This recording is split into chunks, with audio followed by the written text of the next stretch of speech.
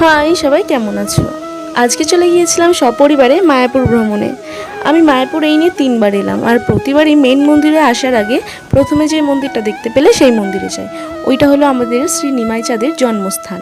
ওইখান থেকে চলে এলাম মেন মন্দিরে, আর এসে দেখলাম আমাদের হাতে অনেকটা সময় আছে, কারণ ঠিক করেছিলাম আরতির সময় মানে সন্ধ্যা আরতির সময় আমরা মন্দিরে ঢুকবো। তাই ভাবলাম মন্দিরের চারিপাশটা একটু ঘুরে ঘুরে দেখি। চারি সাইডে ছিল অনেক রকমের ফুল গাছ লাগানো। আর এই দেখো, এটা হলো মন্দিরের পেছনের দিকটা। এর পাশে আবার সুন্দর সেলফি তোলার জায়গাও আছে। আর এটা হলো মন্দিরের সামনের দিক। এর পাশে আরেকটা সুন্দর মন্দিরও আছে। দেখো, ভেতরে যেহেতু ফোন নিয়ে যেতে দেয় না, তাই তোমাদের ভেতর থেকে দেখাতে পারলাম না। তবে বাইরে থেকে দেখো মন্দিরটা খুব সুন্দর। আর এর পাশেই ছিল সুন্দর সুন্দর দোকান। ভেবেছিলাম রাতের বেলা মন্দির থেকে বেরিয়ে কিছু কেনাকাটা করব, তবে এমন বৃষ্টি আরম্ভ হলো, কেনাকাটা তো দূর, মন্দির থেকে বেরিয়ে গাড়ি পর্যন্ত যাব সেটাই যেতে পারছিলাম না। আচ্ছা, তোমরা কে কে মায়াপুর গেছো অবশ্যই আমাকে কমেন্টে জানিও। তো আজকের মতো এই পর্যন্ত, টাটা।